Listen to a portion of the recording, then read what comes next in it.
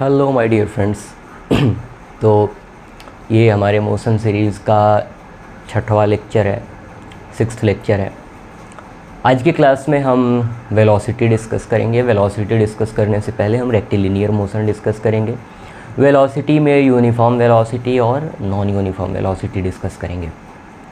तो आज का लेक्चर बढ़िया होने वाला है, इंटरेस्टिंग होने वाला है, मज़ेदार होने वाला है, तो आपको आखिर तक बने रहना पड़ेगा। पूरे लेक्चर को अटेंड करने के बाद मैं आपको ये एश्योर कर सकता हूँ कि आपके अंदर कोई भी वेलोसिटी, यूनिफॉर्म वेलोसिटी और नॉन यूनिफॉर्म वेलोसिटी के लेके कोई भी कन्फ्यूज़न नहीं रहेगा। ठीक है, तो हम लेक्चर स्टार्ट करते हैं और सबसे पहले हम स्टार्ट करते हैं rectilinear motion. Rectilinear motion, rectilinear में आप अगर ध्यान दें तो इसमें एक टर्म आ रहा है लीनियर। लीनियर का मतलब क्या होता है? लीनियर का मतलब होता है एक डायरेक्शन में, 1D।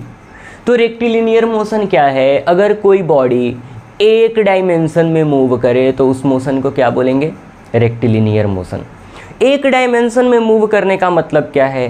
क्या वो एक स्ट्रेट लाइन में मूव करेगी? हाँ बिल्कुल। अगर कोई बॉडी स्ट्रेट लाइन में मूव करे तो उसके मोशन को क्या बोलेंगे? Rectilinear motion. तो इसको लिख लेते हैं। It is a motion of a body, it is a motion of a body along a straight line path। अगर कोई बॉडी स्ट्रेट लाइन पाथ में मूव करती है तो उसके मोशन को हम क्या बोलेंगे? Rectilinear motion. एग्जाम्पल भी इसके बहुत सारे हैं। जैसे ट्रेन है, ट्रेन क्या करती है? सीधे सीधे मूव करती है, तो उसका मोशन कैसा है? रेक्टिलिनियर मोशन है। कोई बाइक अगर स्ट्रेट लाइन में मूव कर रहा है तो उसका मोशन कैसा होगा? रेक्टिलिनियर मोशन होगा।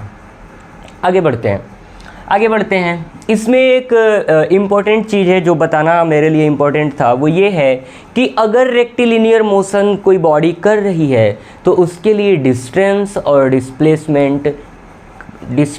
डिस्प्लेसमेंट का मैग्नीट्यूड इक्वल होगा। अगर कोई बॉडी रेक्टिलिनियर मोशन शो कर रहा है तो उसके लिए डिस्टेंस और डिस्प्लेसमेंट का मैग्नीट्यूड इक्वल होगा। मैग्नीट्यूड की बात कर रहा हूँ मैं, क्योंकि डिस्टेंस एक स्केलर क्वांटिटी है, इसके पास सिर्फ मैग्नीट्यूड होगी, और डिस्प्लेसमेंट एक वेक्टर क्वांटिटी है जिसके पास मैग्नीट्यूड के साथ साथ डायरेक्शन भी होगी। तो मान लेते हैं कि यहाँ कोई एक बॉडी है, इस पॉइंट का नाम देते हैं A, और ये एक पॉइंट है जिसका नाम देते हैं हम B। अब कोई बॉडी यहाँ A से चलते हुए सीधे सीधे B पर पहुँच गई, तो ये मोशन कैसा है? Rectilinear motion. क्यों? क्योंकि ये मोशन स्ट्रेट लाइन पाथ पे हो रही है। तो अब इस रेक्टिलिनियर मोशन के लिए मैं आपसे बोलूं कि बताओ भाई, ये इस बॉडी ने, मान लो यहाँ पर मैं हीरालाल को बना देता हूँ, तो हीरालाल ने यहाँ से यहाँ तक पहुँचने में कितना डिस्टेंस कवर किया? तो आप बोलोगे कि A और B के बीच का जो लेंथ है वही क्या है? इसका डिस्टेंस है। फिर मैं आपसे पूछूं कि बताओ हीरालाल का डिस्प्लेसमेंट कितना हुआ, तो आप फिर बोलोगे कि ये इनिशियल पॉइंट, ये फाइनल पॉइंट, और इनके बीच का शॉर्टेस्ट डिस्टेंस तो यही है। शॉर्टेस्ट डिस्टेंस तो यही है, क्योंकि कोई दूसरा रास्ता अगर आप सोचो कि अगर इधर से चला जाए तो नहीं भैया, नहीं, ये रास्ता तो बड़ा हो गया ना इसके कंपैरिजन में। तो यही रास्ता सबसे छोटा रास्ता है, और यही रास्ता हीरालाल का एक्चुअल पाथ भी है। हीरालाल का एक्चुअल पाथ भी यही है और सबसे छोटा रास्ता भी यही है, तो डिस्टेंस भी यही है और डिस्प्लेसमेंट भी यही है। तो इस बात को हम लिख लेते हैं। For rectilinear motion,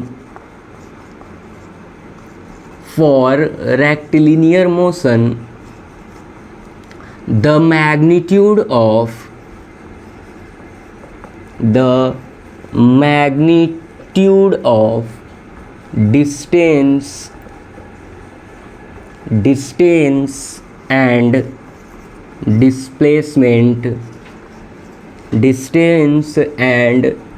displacement are equal। ठीक है, अगर हम रेक्टिलिनियर मोशन की बात करें तो किसी बॉडी का जो डिस्टेंस होगा वही डिस्प्लेसमेंट भी होगा। तो रेक्टिलिनियर मोशन में मैं बस आपको इतना ही बताना चाह रहा था। आगे हम बात करते हैं वेलोसिटी की। किसकी बात होगी भाई? वेलोसिटी की। ये वेलोसिटी क्या है? वेलोसिटी क्या है? तो वेलोसिटी स्पीड का भाई है। वेलोसिटी स्पीड का भाई है। डिस्टेंस और डिस्प्लेसमेंट के डिस्कशन में हमने ये बात करी थी कि डिस्प्लेसमेंट क्या है? डिस्टेंस ही है, लेकिन उसके साथ डायरेक्शन भी इंक्लूड हो गया है। उसी तरह वेलोसिटी क्या है? स्पीड है, लेकिन इसके साथ डायरेक्शन इंक्लूड हो गया है। समझ आ रहा है? तो स्पीड कैसी क्वांटिटी थी? स्केलर। वेलोसिटी कैसी क्वांटिटी होगी? वेक्टर। ठीक है, तो इसका डेफिनेशन लिख लेते हैं। Displacement of a body, displacement of a body per unit time, पर unit time is known as velocity। किसी बॉडी का डिस्प्लेसमेंट, किसी बॉडी का डिस्प्लेसमेंट 1 सेकेंड या 1 मिनट या 1 घंटे में कितना होता है, उसी को हम क्या बोलेंगे? वेलोसिटी। अगर हम डिस्प्लेसमेंट बोल रहे हैं, इसका मतलब इसके अंदर डिस्टेंस भी है और डायरेक्शन भी है। अगर इसी चीज़ को मैं डिस्प्लेसमेंट ना बोलना चाहूँ और मैं कहूँ कि नहीं डिस्टेंस के टर्म में इसका आंसर, इसका डिफाइन करो, तो क्या बोलेंगे हम? कि distance travelled by a body per unit time in specific direction. क्योंकि जब हम डिस्टेंस बोल रहे हैं तो उसके पास सिर्फ मैग्नीट्यूड है, तो डायरेक्शन हमें मेंशन करना होगा। लेकिन जब हम डिस्प्लेसमेंट बोल रहे हैं, जब हम डिस्प्लेसमेंट बोल रहे हैं तो इसके अंदर मैग्नीट्यूड भी है और इसके अंदर डायरेक्शन भी है। तो वेलोसिटी क्या है? Displacement of a body per unit time. Unit time में कोई बॉडी कितना डिस्प्लेसमेंट कर रही है, उसको हम क्या बोलेंगे? बिल्कुल, वेलोसिटी। चलो, तो वेलोसिटी का फॉर्मूला क्या होगा? वेलोसिटी का फॉर्मूला क्या होगा भाई?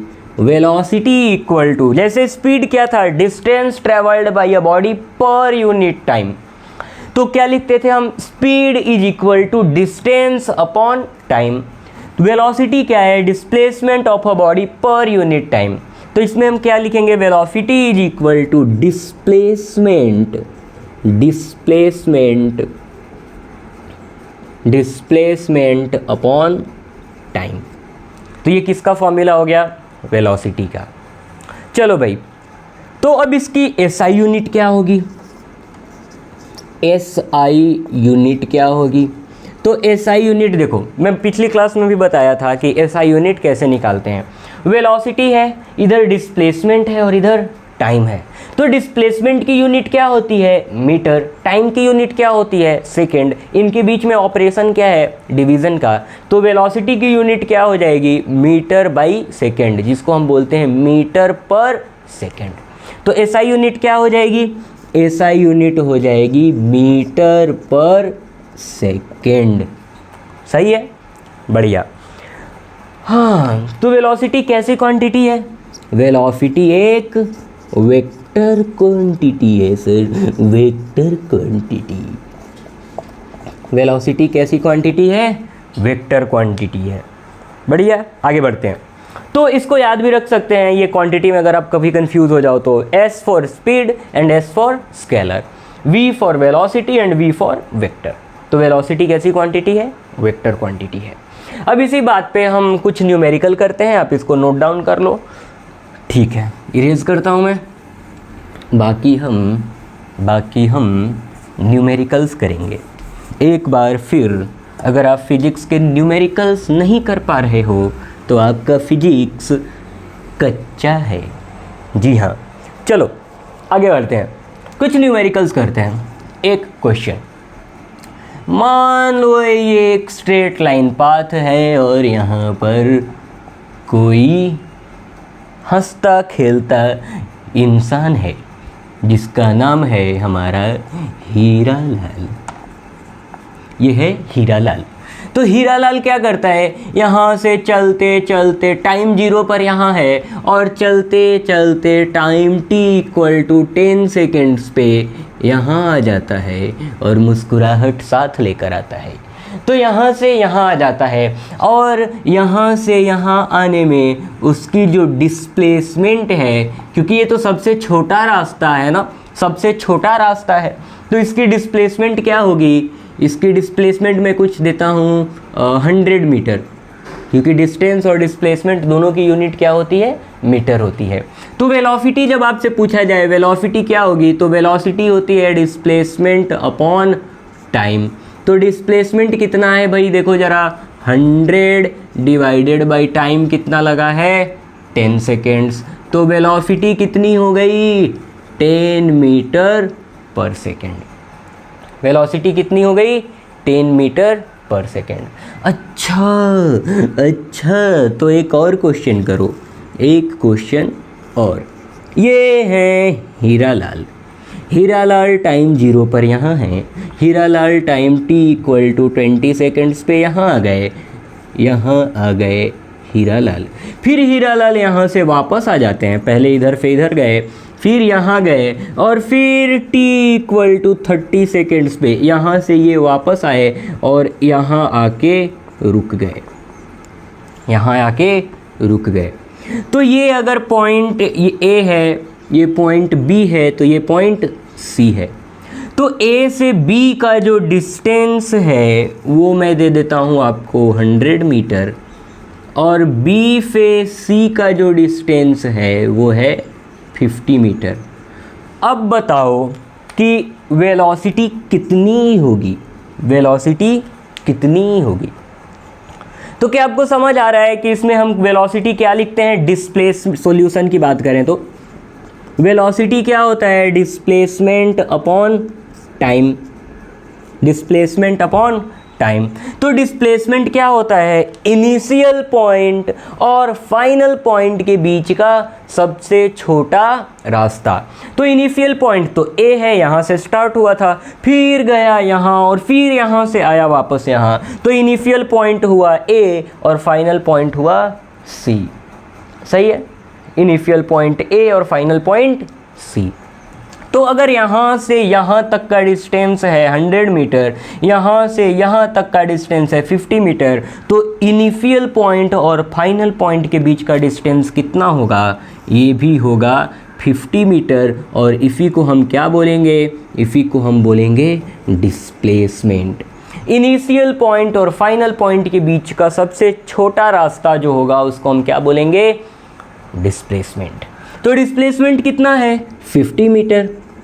और ये डिस्प्लेसमेंट कवर करने में यहाँ से यहाँ गया, यहाँ से यहाँ आया, टोटल टाइम कितना लगा है, 30 सेकेंड्स। तो ये कितना हो जाएगा वेलोसिटी, 5/3 मीटर पर सेकेंड।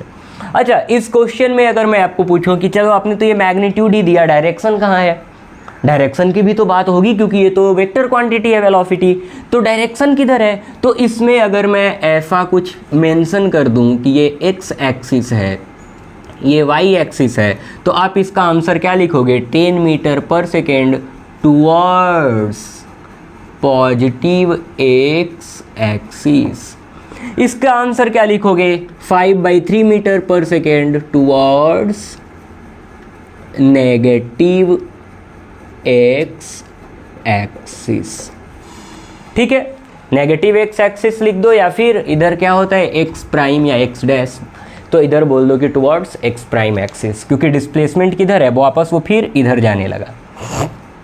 ठीक है, ओ सॉरी नहीं, यहाँ से इधर ही जा रहा है ना, डिस्प्लेसमेंट तो यही है, यहाँ से इधर गया है तो टुवर्ड्स पॉजिटिव होगा, आई एम सॉरी। ठीक है, यहाँ से डिस्प्लेसमेंट किधर है, इधर है, तो टुवर्ड्स पॉजिटिव। अगर यहाँ से पीछे आ गया होता तो वो क्या होता, टुवर्ड्स नेगेटिव। ठीक है, इसका मोशन भले ही यहाँ से पीछे आ रहा है, लेकिन अभी भी डिस्प्लेसमेंट किधर है, अभी भी डिस्प्लेसमेंट इस डायरेक्शन में है ना। अगर ये इसको क्रॉस करके इधर आ गया होता, मान लो हीरालाल यहाँ पहुँच गए होते, तो हम बोलते डिस्प्लेसमेंट नेगेटिव की ओर है, लेकिन अभी डिस्प्लेसमेंट किधर है, पॉजिटिव की ओर, पॉजिटिव एक्स एक्सिस की ओर। ठीक है, तो ये क्वेश्चंस हैं, इनको फिर हम इरेज करते हैं और आगे बढ़ते हैं। तो वेलोसिटी के कुछ ऐसे ही चिंदी चिंदी से क्वेश्चंस होंगे। आप अगर डिस्टेंस और डिस्प्लेसमेंट में आपका कॉन्सेप्ट क्लियर है तो ये सारे क्वेश्चंस बहुत चिंदी हैं और आप आसानी से कर पाएंगे। ठीक है, ज़रूरी है कि आप डिस्टेंस और डिस्प्लेसमेंट को खूब अच्छे से तैयार कर लें और खूब अच्छे से उनको पढ़ लें और सारे न्यूमेरिकल्स प्रैक्टिस कर लें। आगे हम बात करते हैं यूनिफॉर्म वेलोसिटी की। Uniform velocity, uniform velocity, uniform का मतलब क्या होता है? कोई ऐसी क्वांटिटी जो पोजीशन के चेंज होने से चेंज ना हो। यूनिफॉर्म का मतलब क्या होता है? कोई ऐसी क्वांटिटी जो पोजीशन के चेंज होने से चेंज ना हो। तो यूनिफॉर्म वेलोसिटी, वो क्वांटिटी कौन है? वेलोसिटी। तो ऐसी वेलोसिटी जो पोजीशन के चेंज होने से चेंज ना हो उसको हम क्या बोलेंगे?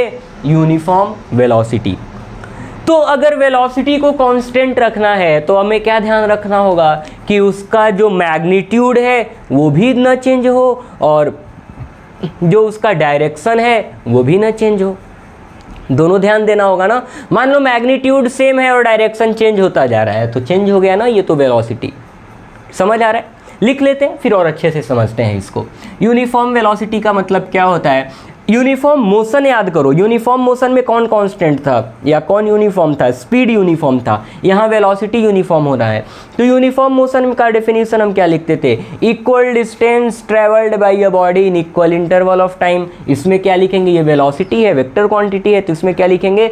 Equal displacement of a body in equal interval of time. तो ये क्या होगा? इक्वल डिस्प्लेसमेंट,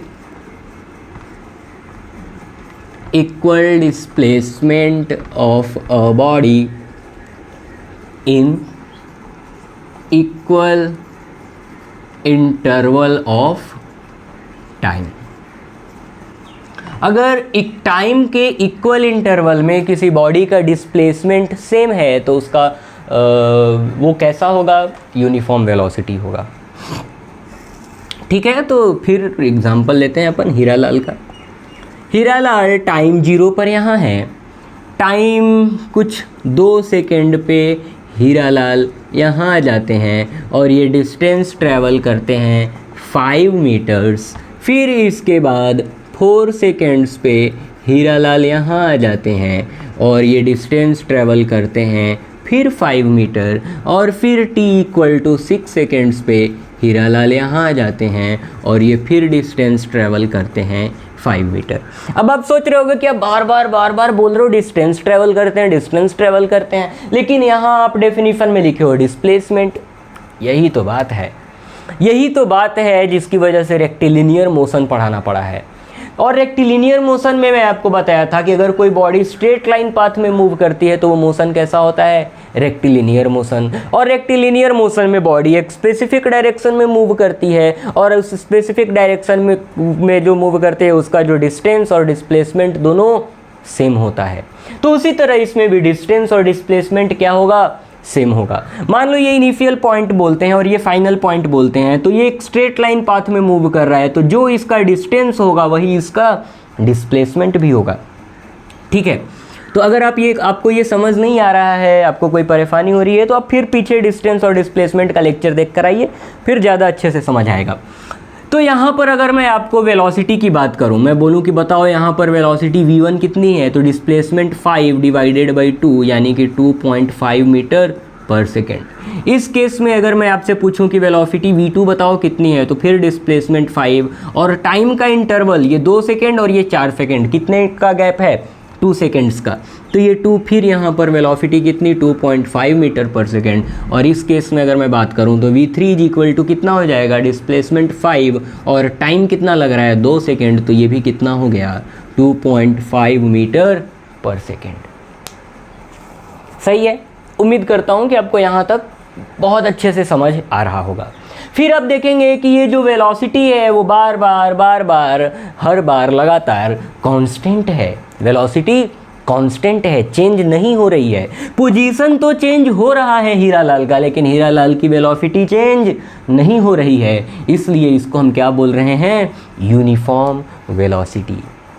सही है, बढ़िया। अगला बात करते हैं भाई नॉन यूनिफॉर्म वेलोसिटी की।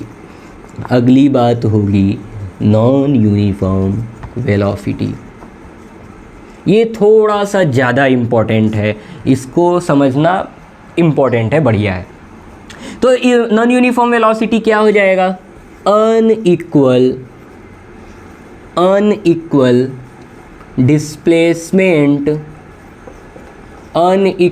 Displacement of a body in equal interval of time.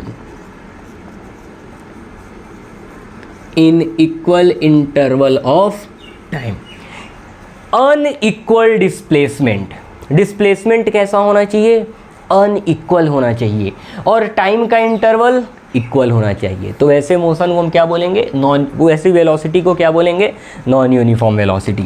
मान लो ये एक स्ट्रेट लाइन पाथ है, यहाँ टाइम 0 पर हीरालाल यहाँ है। हीरालाल 2 सेकंड में 5 मीटर चलते हैं, 2 सेकंड में 5 मीटर आगे बढ़ते हैं।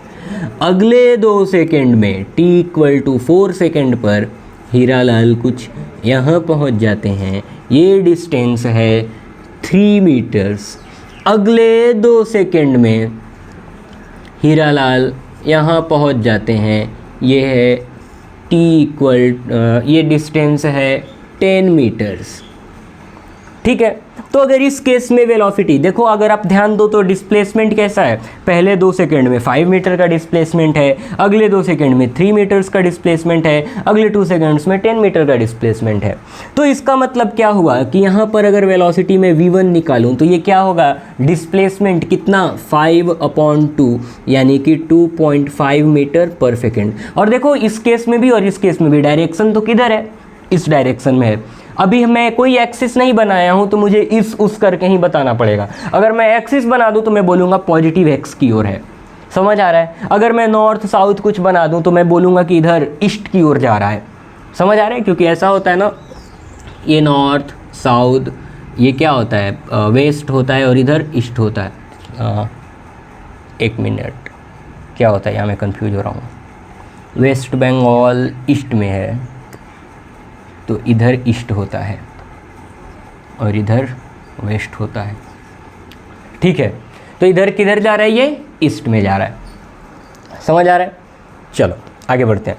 अब यहाँ अगर मैं V2 की बात करें, V2 कितना हो जाएगा, डिस्प्लेसमेंट 3 टाइम 2 यानी कि 1.5 मीटर पर सेकेंड। और यहाँ पर अगर मैं वेलोसिटी की बात करूँ V3 तो डिस्प्लेसमेंट 10 और टाइम 2 सेकेंड्स यानी कि 5 मीटर पर सेकेंड। सही है, तो ये हो गई बात किसकी, नॉन यूनिफॉर्म वेलोसिटी की। लेकिन क्या नॉन यूनिफॉर्म होने का तरीका सिर्फ एक है, नहीं, नॉन यूनिफॉर्म होने का तरीका और भी है। और क्या तरीका है, देखो यहाँ पर तो क्या हो गया कि मैग्नीट्यूड ही चेंज हो रहा है। मैग्नीट्यूड चेंज हो गया मतलब नॉन यूनिफॉर्म हो गया, मैग्नीट्यूड चेंज हो गया यानी कि नॉन यूनिफॉर्म हो गया। लेकिन ऐसा भी तो हो सकता है कि मैग्नीट्यूड सेम हो लेकिन उसका डायरेक्शन चेंज होता जाए। तो मैं अगर इसको बोलूँ कि मैग्नीट्यूड सेम है और डायरेक्शन अलग अलग है, तो मान लो कोई बॉडी, मैं यहाँ समझाता हूँ, मान लो कोई बॉडी कांस्टेंट स्पीड से, ये सर्कल है, कांस्टेंट स्पीड से एक सर्कुलर पाथ पे मूव कर रही है। स्पीड है मान लेते हैं 5 मीटर पर सेकेंड। कांस्टेंट स्पीड से एक सर्कुलर पाथ पे मूव कर रहा है, चलते जा रहा है। तो मैग्नीट्यूड तो सेम है लेकिन हर पॉइंट पे डायरेक्शन क्या हो रहा है, चेंज होता जा रहा है। हर पॉइंट पे डायरेक्शन क्या है, चेंज होता जा रहा है। इस वजह से इसका मोशन कैसा होगा, या फिर इसकी वेलोसिटी कैसी होगी, नॉन यूनिफॉर्म वेलोसिटी होगी। ठीक है, तो नॉन यूनिफॉर्म होने का 2 तरीका, क्या क्या, या तो मैग्नीट्यूड चेंज हो जाए या फिर डायरेक्शन चेंज हो जाए। सही है, तो तो आज की क्लास में हमने बात करा है velocity, rectilinear motion, uniform velocity और नॉन यूनिफॉर्म वेलोसिटी। अब चाहो तो इन चीज़ों को लिख भी सकते हो अपने लैंग्वेज में कि अगर नॉन यूनिफॉर्म होना है तो दो तरीके से नॉन यूनिफॉर्म हो सकता है। क्या क्या कि अगर वेलोसिटी चेंज हो जाए तब तो नॉन यूनिफॉर्म हो ही गया, मैग्नीट्यूड चेंज हो जाए तो नॉन यूनिफॉर्म तो हो ही गया। दूसरी बात क्या है कि डायरेक्शन भी अगर चेंज हो जाता है तो वो क्या होगा, नॉन यूनिफॉर्म। सही है। बाकी यूनिफॉर्म भी अगर रखना है इसको तो दो तरीके, मतलब दो चीज़ों पे ध्यान देना होगा। पहला क्या कि मैग्नीट्यूड सेम होना चाहिए, और दूसरा कंडीशन क्या है कि डायरेक्शन भी सेम होना चाहिए। अगर आप इस एग्जांपल में देखो तो इसका मैग्नीट्यूड क्या है, सेम है, और डायरेक्शन भी क्या है, सेम है। अगर मैग्नीट्यूड वेरी कर रहा है या डायरेक्शन वेरी कर रहा है या दोनों वेरी कर रहे हैं तो वेलोसिटी कैसी होगी, नॉन यूनिफॉर्म।